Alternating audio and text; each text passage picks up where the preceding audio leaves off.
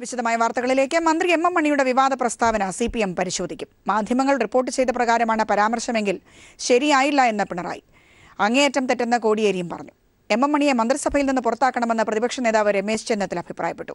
താൻ സ്ത്രീകളെ അപമാനിച്ചിട്ടില്ലെന്നും വിവാദത്തിൽ നിർവ്യാജം ഖേദിക്കുന്നതായും എം മണി പ്രതികരിച്ചു. വൈദ്യുതി മന്ത്രി എം മണി പെമ്പിള ഒരുമയുടെ സമരത്തെക്കുറിച്ച് നടത്തിയ പരാമർശം വൻ വിവാദങ്ങൾക്കാണ് ഇടയാക്കിയത്. മാധ്യമങ്ങൾ റിപ്പോർട്ട് ചെയ്തതുപോലെയാണ് പരാമർശമെങ്കിൽ ശരിയായില്ലെന്ന് മുഖ്യമന്ത്രി പിണറായി വിജയൻ പറഞ്ഞു. പെമ്പിള ഒരുമ എന്നത് നമ്മുടെ സംസ്ഥാനത്ത് നടന്ന ഒരു സ്ത്രീകളുടെ കൂട്ടായ്മയുടേതായ ഇടപെടലായിരുന്നു. അത് സംബന്ധിച്ച് എന്തെങ്കിലും അധിക്ഷേപമായി പറഞ്ഞിട്ടുണ്ടെങ്കിൽ അത് ശരിയായിട്ടുള്ള കാര്യമല്ല. ബാക്കി കാര്യങ്ങൾ എന്താണെന്ന് പറഞ്ഞ ആളുമായിട്ടൊക്കെ സംസാരിക്കട്ടെ, എന്നിട്ടേ പറയാൻ പറ്റും. മണിയുടെ പരാമർശം CPM സംസ്ഥാന സെക്രട്ടേറിയറ്റ് ചർച്ച ചെയ്യുമെന്ന് സംസ്ഥാന സെക്രട്ടറി കോടിയേരി ബാലകൃഷ്ണൻ അറിയിച്ചു. മാധ്യമങ്ങൾ റിപ്പോർട്ട് ചെയ്ത വിധത്തിലുള്ള പരാമർശങ്ങളാണ് എം മണി നടത്തിയതെങ്കിൽ അത് അങ്ങേയറ്റം തെറ്റായിട്ടുള്ള പരാമർശങ്ങളാണ്. അത്തരം പരാമർശങ്ങളോട് പാർട്ടി യോജിക്കുന്നില്ല. അദ്ദേഹം ഏത് സാഹചര്യത്തിലാണ് ഇങ്ങനെയുള്ള കാര്യങ്ങൾ പറഞ്ഞത്, എന്തൊക്കെയാണ് പറഞ്ഞു തുടങ്ങിയ ഭാഗങ്ങൾ പാർട്ടി പ്രത്യേകമായിട്ട് പരിശോധിക്കും. സംസ്ഥാന സെക്രട്ടേറിയറ്റ് ഇക്കാര്യം ചർച്ച ചെയ്യും. അത് സംബന്ധിച്ച് അദ്ദേഹത്തിന് പറയാനുള്ള കാര്യങ്ങളൊക്കെ സംസ്ഥാന സെക്രട്ടേറിയറ്റ് കേൾക്കും. മന്ത്രിസഭയിൽ നിന്ന് എം മണിയെ പുറത്താക്കണമെന്നായിരുന്നു പ്രതിപക്ഷ നേതാവ് രമേശ് ചെന്നിത്തല പറഞ്ഞത്. ഇത്തരം ഒരു മന്ത്രിക്ക് ചേർന്ന നടപടിയല്ല ഇതൊന്നും ഒരിക്കലും അംഗീകരിക്കാൻ കഴിയുന്ന കാര്യമല്ല. കാര്യങ്ങൾ മുഖ്യമന്ത്രി അത് ഗൗരവമായി ആലോചിക്കേണ്ട ഒരു കാര്യമാണ്. എം മണിയെ ചൂലിനടിച്ച് പുറത്താക്കുന്ന കാലം വിദൂരമല്ലെന്ന് BJP സംസ്ഥാന പ്രസിഡന്റ് കുമ്മനം രാജശേഖരൻ പറഞ്ഞു. എം മണിയുടെ പ്രസ്താവനയെ ശക്തമായി എതിർത്താണ് VS അച്യുതാനന്ദൻ രംഗത്ത് വന്നത്. സ്ത്രീകളെയും സമരത്തെയും ആരും അധിക്ഷേപിക്കരുതെന്നും VS പറഞ്ഞു. പരാമർശം വിവാദമായ സാഹചര്യത്തിൽ എം മണി തന്റെ പ്രസ്താവനയെക്കുറിച്ച് വിശദീകരിച്ചു. വിവാദത്തിൽ നിർവ്യാജം ഖേദിക്കുന്നു എന്നും താൻ സ്ത്രീകളെ അപമാനിച്ചിട്ടില്ലെന്നും സംഭവത്തിൽ ഗൂഢാലോചനയുണ്ടെന്നും എം മണി പറഞ്ഞു. നിർവ്യാജമായി എന്നെ തെറ്റിദ്ധരിക്കപ്പെട്ടതിൽ എനിക്ക് ഖേദമുണ്ട്. ഞാൻ ഒരിക്കലും സ്ത്രീകളെ ആക്ഷേപിക്കാറില്ല. അത് കൊണ്ടുവന്നപ്പോൾ അത് എഡിറ്റ് ചെയ്തതിന്റെ പിന്നിൽ എന്തോ ഒരു ആലോചനയുണ്ടെന്ന് എനിക്ക് തോന്നുന്നു. അമ്മമാർ, സഹോദരിമാർ, ഒരമ്മ പ്രസവിച്ചല്ലേ എന്നെ, അല്ലെ? എനിക്ക് 5 പെൺകുട്ടികളുണ്ട്. News desk people TV. മന്ത്രി എം മണിയുടെ പ്രസ്താവനയിൽ പ്രതിഷേധിച്ച് മൂന്നാറിൽ പെമ്പിള ഒരുമയുടെ പ്രതിഷേധം. പെമ്പിള ഒരുമ നേതാവ് ഗോമതി ഉൾപ്പെടെ 4 സ്ത്രീകളാണ് പ്രതിഷേധ പ്രകടനത്തിൽ പങ്കെടുത്തത്. വൈദ്യുതി മന്ത്രി എം മണി മൂന്നാറിലെ പെമ്പിള ഒരുമ സമരത്തെയും പ്രവർത്തകരെയും അധിക്ഷേപിച്ചു എന്നാരോപിച്ചായിരുന്നു മൂന്നാറിൽ പ്രതിഷേധം ആരംഭിച്ചത്. പ്രതിഷേധത്തിന്റെ ആദ്യഘട്ടത്തിൽ അടുത്തിടെ CPIM വിട്ട ഗൗതമിയും 5 പേരടങ്ങുന്ന സംഘവുമാണ് ഉണ്ടായിരുന്നത്. എന്നാൽ പ്രതിഷേധത്തിന് INTUC-യും കോൺഗ്രസും പിന്തുണ നൽകി റോഡിലിറങ്ങിയതോടെ പ്രതിഷേധം സംഘർഷത്തിലേക്ക് വഴിമാറി. പ്രവർത്തകരെ പോലീസ് അറസ്റ്റ് ചെയ്ത് നീക്കാൻ ശ്രമിച്ചെങ്കിലും കോൺഗ്രസുകാർ ഉൾപ്പെടെയുള്ളവർ ഇത് തടഞ്ഞു. DCC അധ്യക്ഷൻ ഇബ്രാഹിം കുട്ടി കല്ലാറിന്റെ നേതൃത്വത്തിൽ പ്രവർത്തകർ മന്ത്രി എം മണിയുടെ കോലം കത്തിച്ചു. ഇതിനിടെ മന്ത്രി സംഭവത്തിന്റെ ഗൗരവം മനസ്സിലാക്കി നിർവ്യാജം ഖേദം പ്രകടിപ്പിച്ചു. നിർവ്യാജമായി എന്നെ തെറ്റിദ്ധരിക്കപ്പെട്ടതിൽ എനിക്ക് ഖേദമുണ്ട്. ഞാൻ ഒരിക്കലും സ്ത്രീകളെ ആക്ഷേപിക്കാറില്ല. അത് കൊണ്ടുവന്നപ്പോൾ അത് എഡിറ്റ് ചെയ്തതിന്റെ പിന്നിൽ എന്തോ ഒരു ആലോചനയുണ്ടെന്ന് എനിക്ക് തോന്നുന്നു. അമ്മമാർ, സഹോദരിമാർ, ഒരമ്മ പ്രസവിച്ചല്ലേ എന്നെ, അല്ലെ? എനിക്ക് 5 പെൺകുട്ടികളുണ്ട്. വിഷയം സർക്കാരിനെതിരെ തിരിക്കാനുള്ള ആസൂത്രിത നീക്കമാണെന്നാണ് CPIM-ന്റെ വിലയിരുത്തൽ. നാളെ NDA ജില്ലയിൽ ഹർത്താലും പ്രഖ്യാപിച്ചിട്ടുണ്ട്. News bureau, Idukki. ജിഷ്ണു പ്രണോയിയുടെ കുടുംബത്തിന്റെ കൂടെ സർക്കാരും പാർട്ടിയും ഉണ്ടെന്ന് CPM സംസ്ഥാന സെക്രട്ടറി കോടിയേരി ബാലകൃഷ്ണൻ. ജിഷ്ണുവിന്റെ കുടുംബത്തിന്റെ ദുഃഖം പാർട്ടി പ്രവർത്തകരുടെ കൂടെ ദുഃഖമാണ്. ജിഷ്ണുവിന്റെ കുടുംബത്തെ ഉപയോഗിച്ച് സർക്കാർ വിരുദ്ധ സമരം നടത്താനുള്ള പ്രതിപക്ഷ നീക്കം വിലപ്പോവില്ലെന്നും കോടിയേരി വാളയത്ത് പറഞ്ഞു. ജിഷ്ണു പ്രണോയുടെ അമ്മ മഹിജിയെയും കുടുംബാംഗങ്ങളെയും സന്ദർശിച്ച ശേഷമാണ് CPIM സംസ്ഥാന സെക്രട്ടറി കോടിയേരി ബാലകൃഷ്ണൻ പൊതുസമ്മേളന വേദിയിലേക്ക് എത്തിയത്. ജിഷ്ണുവിന്റെ കുടുംബത്തിന്റെ കൂടെ LDF സർക്കാരും പാർട്ടിയും ഉണ്ടാകുമെന്ന് കോടിയേരി പറഞ്ഞു. ജിഷ്ണുവിന്റെ കുടുംബത്തിന്റെ ദുഃഖം പാർട്ടി പ്രവർത്തകരുടെ ആകെ ദുഃഖമാണ്.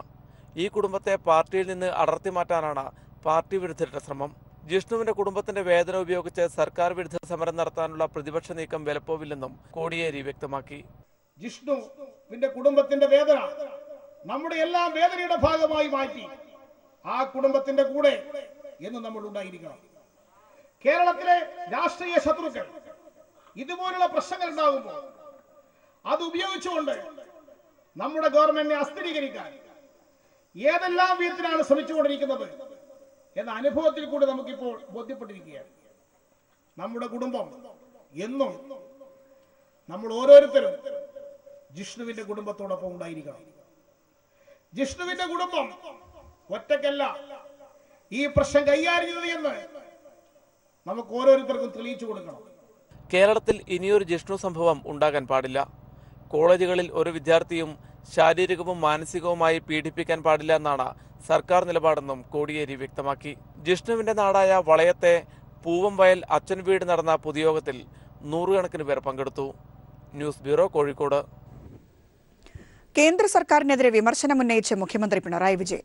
സംസ്ഥാനങ്ങളുമായി കേന്ദ്ര സർക്കാർ ക്രിയാത്മക ചർച്ചകൾ നടത്തുന്നില്ല. ചർച്ചകൾക്കുള്ള വേദികൾ കുറഞ്ഞു വരുന്നതായും പിണറായി വിജയൻ ചൂണ്ടിക്കാട്ടി. ദില്ലിയിൽ പ്രധാനമന്ത്രി അധ്യക്ഷത വഹിച്ച നീതി ആയോഗിന്റെ ഗവേണിംഗ് കൌൺസിൽ യോഗത്തിലാണ് പിണറായി വിജയൻ വിമർശനമുന്നയിച്ചത്. നീതി ആയോഗ് ആസൂത്രണ കമ്മീഷന് പകരമാകില്ലെന്നും മുഖ്യമന്ത്രി അഭിപ്രായപ്പെട്ടു. നീതി ആയോഗിന്റെ മൂന്നാമത് ഗവേണിംഗ് കൌൺസിൽ യോഗത്തിൽ പിണറായി വിജയൻ അടക്കം 13 മുഖ്യമന്ത്രിമാരും 5 ഉപമുഖ്യമന്ത്രിമാരും പങ്കെടുത്തു. പ്രധാനമന്ത്രി നരേന്ദ്രമോദി അധ്യക്ഷത വഹിച്ച യോഗത്തിൽ 15 വർഷത്തെ വികസന പരിപാടികളുടെ രൂപരേഖയായ വിഷൻ 2030 ആയിരുന്നു പ്രധാന അജണ്ട. യോഗത്തിൽ സംസാരിച്ച മുഖ്യമന്ത്രി പ്രധാനമായും ചൂണ്ടിക്കാണിച്ചത് ആസൂത്രണ കമ്മീഷനെ നീക്കിയതിലൂടെ സംസ്ഥാനങ്ങൾക്കുണ്ടായ നഷ്ടമായിരുന്നു. നീതി ആയോഗ് ആസൂത്രണ കമ്മീഷന് പകരമാകില്ല. ഇതിലൂടെ കേന്ദ്രവുമായുള്ള സംസ്ഥാനങ്ങൾക്കുള്ള ചർച്ചയുടെ വേദിയാണ് കുറഞ്ഞത്. കേന്ദ്രവും സംസ്ഥാനങ്ങളും തമ്മിൽ ക്രിയാത്മക ചർച്ചകൾ നടക്കുന്നില്ലെന്നും അദ്ദേഹം വിമർശിച്ചു. അന്താരാഷ്ട്ര ഉടമ്പടികൾ ഒപ്പുവെക്കുമ്പോൾ അത് ബാധിക്കുന്ന സംസ്ഥാനങ്ങളെ കൂടി വിശ്വാസത്തിലെടുക്കണം. ദാരിദ്ര്യവും സാമൂഹ്യ അസന്തുലിതാവസ്ഥയും രാജ്യം അഭിമുഖീകരിക്കുന്ന പ്രധാന പ്രശ്നങ്ങളാണ്. കേരളത്തെ ബാധിക്കുന്ന വിഷയങ്ങളും മുഖ്യമന്ത്രി യോഗത്തിൽ എടുത്തു പറഞ്ഞു. ടൂറിസവും വിദേശ മലയാളികളുമാണ് കേരളത്തിന്റെ സാമ്പത്തിക സ്ഥിതിയെ പിടിച്ചു നിർത്തുന്നത്. നവകേരള സൃഷ്ടിയാണ് ലക്ഷ്യം. എല്ലാവർക്കും വീട്, വൈദ്യുതി എന്ന ലക്ഷ്യത്തിലെത്താനുള്ള ശ്രമത്തിലാണ് സംസ്ഥാനം. കണ്ണൂരിലെ പുതിയ വിമാനത്താവളത്തിന് കേന്ദ്ര സർക്കാരിന്റെ എല്ലാ സഹായവും മുഖ്യമന്ത്രി യോഗത്തിൽ അഭ്യർത്ഥിച്ചു. News bureau, Delhi. പുതിയ അധ്യക്ഷനെ തെരഞ്ഞെടുക്കുന്നതിലെ തർക്കം രൂക്ഷമായതിനെ തുടർന്ന് കേരള നേതാക്കളുടെ അടിയന്തര യോഗം രാഹുൽ ഗാന്ധി വിളിച്ചു. 26-ാം തീയതി ദില്ലിയിൽ വെച്ച യോഗം ചേരും. ജില്ലാധ്യക്ഷന്മാർ മുതൽ മുഴുവൻ നേതാക്കളെയും ദില്ലിക്ക് വിളിപ്പിച്ചിട്ടുണ്ട്. സംഘടനാ തെരഞ്ഞെടുപ്പ് പ്രഖ്യാപിക്കപ്പെട്ട ശേഷം സംസ്ഥാനത്ത് രൂക്ഷമായ ഗ്രൂപ്പ് പോരിന്റെ പശ്ചാത്തലത്തിലാണ് കോൺഗ്രസ് ഉപാധ്യക്ഷൻ അടിയന്തര യോഗം വിളിച്ചു ചേർക്കുന്നത്. താൽക്കാലിക അധ്യക്ഷനെ മാറ്റി സ്ഥിരം അധ്യക്ഷനെ നിയമിക്കണമെന്ന ആവശ്യമുണ്ടെങ്കിലും പകരമാരെന്ന ചോദ്യത്തിന് ഉത്തരമായിട്ടില്ല. ദില്ലി കേന്ദ്രീകരിച്ച് പ്രവർത്തിക്കുന്ന നിരവധി നേതാക്കളും അധ്യക്ഷ സ്ഥാനം ലക്ഷ്യമിട്ട് രംഗത്തുണ്ട്. 26-ന് രാഹുൽ ഗാന്ധി വിളിച്ചു ചേർത്തിരിക്കുന്ന യോഗത്തിൽ നിയമസഭാ കക്ഷി നേതാവ് രമേശ് ചെന്നിത്തല, ജില്ലാ പ്രസിഡന്റുമാർ, അധ്യക്ഷൻ MM ഹസൻ തുടങ്ങിയവർ പങ്കെടുക്കും. മുൻ മുഖ്യമന്ത്രി ഉമ്മൻചാണ്ടി, VM സുധീരൻ തുടങ്ങിയവരുമായി നേരത്തെ രാഹുൽ ചർച്ച നടത്തിയിരുന്നു. യോഗത്തിൽ കേരളത്തിന്റെ ചുമതലയുള്ള ജനറൽ സെക്രട്ടറി മുഗൾ വാസ്നികും പങ്കെടുക്കും. പുതിയ അധ്യക്ഷന് വേണമെന്ന കാര്യത്തിൽ AI ഗ്രൂപ്പുകൾ ചേരിതിരിഞ്ഞു നിൽക്കുന്നു. സമവായം ഉണ്ടാക്കാനുള്ള ശ്രമത്തിലാണ് high command. News bureau, Delhi. Delhi municipal കോർപ്പറേഷനിലേക്ക് നടന്ന വോട്ടെടുപ്പിൽ താരതമ്യേന കുറഞ്ഞ പോളിംഗ്. വോട്ടിംഗ് യന്ത്രങ്ങൾ വ്യാപകമായി തകരാറിലായത് വോട്ടെടുപ്പിനെ സാരമായി ബാധിച്ചു.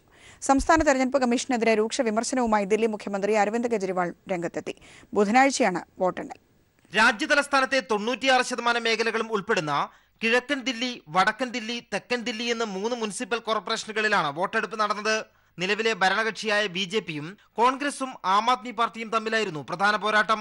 ആം ആദ്മി പാർട്ടിയിൽ നിന്നും തെറ്റിപ്പിരിഞ്ഞ യോഗേന്ദ്ര യാദവ് രൂപീകരിച്ച സ്വരാജ് ഇന്ത്യ എന്ന പാർട്ടിയും ബലപരീക്ഷണത്തിനിറങ്ങി. ആകെയുള്ള 272 വാർഡുകളിൽ 270 വാർഡുകളിലേക്കാണ് വോട്ടെടുപ്പ് നടന്നത്. 2ഇടത്ത് സ്ഥാനാർത്ഥികൾ മരണപ്പെട്ടതിനാൽ വോട്ടെടുപ്പ് പിന്നീട് നടക്കും. 3 മുനിസിപ്പൽ കോർപ്പറേഷനുകളിലുമായി 13,000 ബൂത്തുകളിലായാണ് വോട്ടർമാർ സമ്മതിദാനാവകാശം വിനിയോഗിച്ചത്. കഴിഞ്ഞ 10 വർഷമായി മുനിസിപ്പൽ കോർപ്പറേഷനുകൾ ഭരിക്കുന്ന BJP അഭിപ്രായ സർവേകൾ നൽകിയ ആത്മവിശ്വാസത്തിലാണ് തിരഞ്ഞെടുപ്പിനെ നേരിട്ടത്. എന്നാൽ വിമതശല്യവും ഭരണവിരുദ്ധ വികാരവും വെല്ലുവിളിയായിരുന്നു. കഴിഞ്ഞ നിയമസഭാ തിരഞ്ഞെടുപ്പിൽ മിന്നുന്ന വിജയം നേടി ദില്ലി രാഷ്ട്രീയ ചിത്രം മാറ്റിയ ആം ആദ്മി പാർട്ടിക്കും ഇത് ജീവൻ മരണ പോരാട്ടമായിരുന്നു.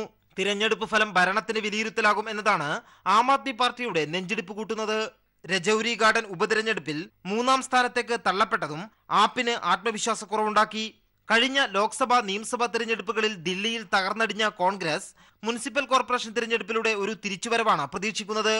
News bureau, Delhi. കോഴിക്കോട് ഏലത്തൂർ പുതിയങ്ങാടിയിൽ ട്രെയിൻ തട്ടി മരിച്ചവരെ തിരിച്ചറിഞ്ഞു. മമ്പുറം സ്വദേശി ഭാവനയും 3 മക്കളുമാണ് മരിച്ചത്.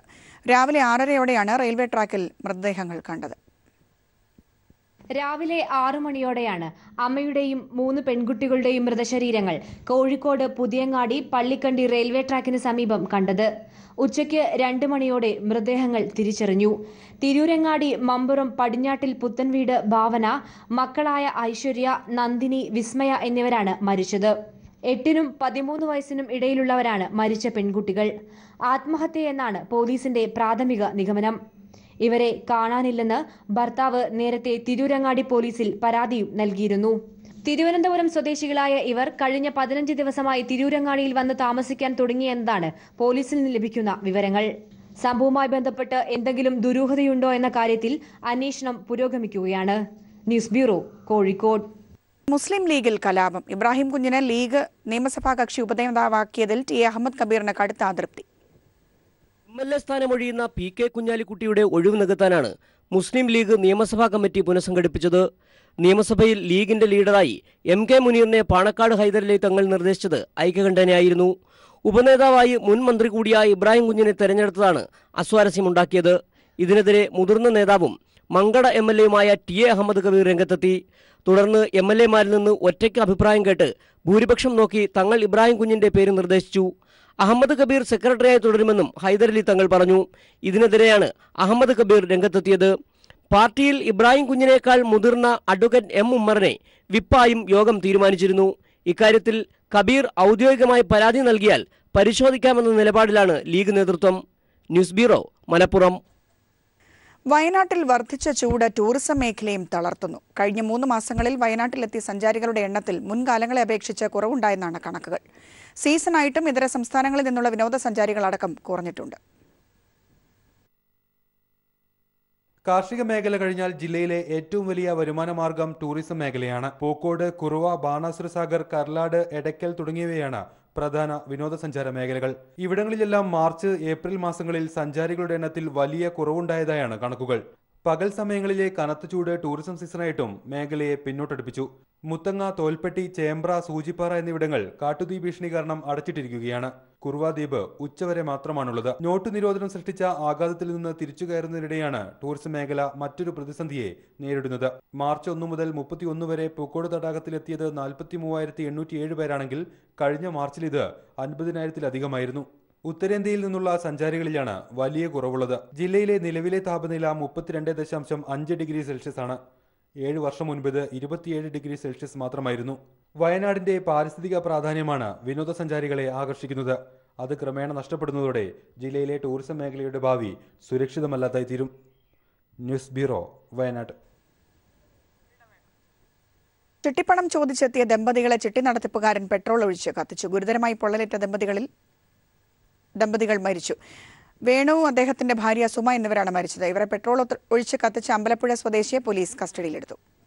ചിട്ടി ചേർന്ന പണം ചോദിക്കാനെത്തിയ ദമ്പതികളെയാണ് തീ കൊളുത്തി കൊലപ്പെടുത്തിയത്. അമ്പലപ്പുഴയിൽ സ്വകാര്യ ചിട്ടി കമ്പനി നടത്തി വന്നിരുന്ന അമ്പലപ്പുഴ കോമനവെളിയിൽ വീട്ടിൽ സുരേഷ് എന്ന ആളാണ് ഇടുക്കി രാജാക്കാട് സ്വദേശികളായ വേണു, ഭാര്യ സുമ എന്നിവരെ മണ്ണെണ്ണയൊഴിച്ച് തീ കൊളുത്തി കൊലപ്പെടുത്തിയത്. ഇരുവരും ഇക്കാര്യം പോലീസിന് മരണമൊഴിയായി നൽകുകയും ചെയ്തു. സുരേഷ് നടത്തിയിരുന്ന B&B ചിട്ടിയിൽ ഇവർ 3,60,000 രൂപ നിക്ഷേപിച്ചിരുന്നു. സഹോദരന്റെ മകളുടെ വിവാഹം അടുത്ത ദിവസം നടക്കാനിരിക്കെയാണ് വേണു സുരേഷിനോട് പണം ആവശ്യപ്പെട്ടത്. എന്നാൽ പണം നൽകാമെന്നേറ്റ ദിവസം ലഭിക്കാതെ വന്നതാണ് ദമ്പതികൾ പണം ചോദിക്കാൻ ചിട്ടിക്കമ്പനിയിലെത്താൻ കാരണമായത്. പണം ചോദിച്ച് ദമ്പതികൾ ഇന്നലെ രാവിലെ ചിട്ടി ഉടമയുടെ വീട്ടിലും എത്തിയിരുന്നു. ചിട്ടിയുടമ ഇപ്പോൾ പോലീസ് കസ്റ്റഡിയിലുണ്ട്. 2013 സുരേഷും സുരേഷിന്റെ ഭാര്യയുമായിട്ട് ചിട്ടിക്കമ്പനി നടത്തി. ആ വകയിൽ 3,60,000 രൂപ ഈ മരണപ്പെട്ട വേണുവിനും സുമയ്ക്കും കൊടുക്കാനുണ്ട്. അപ്പോൾ അതുമായി ബന്ധപ്പെട്ട് പല പ്രാവശ്യം അവർ ക്യാഷിന് ഇവിടെ വന്നിട്ടുണ്ട്. വരുമ്പോഴൊക്കെ ഓരോരോ എക്സ്ക്യൂസ് പറഞ്ഞ് ഇവരെ മടക്കി അയക്കുകയാണ് ചെയ്തുകൊണ്ടിരുന്നത്. ഇയാൾ നടത്തിയിരുന്ന ചിട്ടി കമ്പനി 2013 പൂട്ടിയിരുന്നു. ഇയാൾക്കെതിരെ 17 കേസുകളും കോടതിയിലുണ്ട്. News bureau, Alappuzha. ഫ്രഞ്ച് പ്രസിഡന്റിനെ തെരഞ്ഞെടുക്കാനുള്ള ആദ്യഘട്ട വോട്ടെടുപ്പ് പുരോഗമിക്കുന്നു. 5 പ്രമുഖ സ്ഥാനാർത്ഥികൾ ഉൾപ്പെടെ 11 പേരാണ് മത്സര രംഗത്തുള്ളത്. നിലവിലെ പ്രസിഡന്റ് ഫ്രാൻസോ ഒലാൻഡ് വീണ്ടും മത്സരിക്കുന്നില്ല എന്നതും ഇത്തവണത്തെ പ്രത്യേകതയാണ്. ആർക്കും വ്യക്തമായ ഭൂരിപക്ഷം കിട്ടാനിടയില്ലെന്നാണ് വിലയിരുത്തൽ. ഈ സാഹചര്യത്തിൽ ആദ്യ 2 സ്ഥാനക്കാർ തമ്മിൽ നേരിട്ട് ഏറ്റുമുട്ടും. മെയ് 7-നാണ് ഈ രണ്ടാംവട്ട വോട്ടെടുപ്പ്.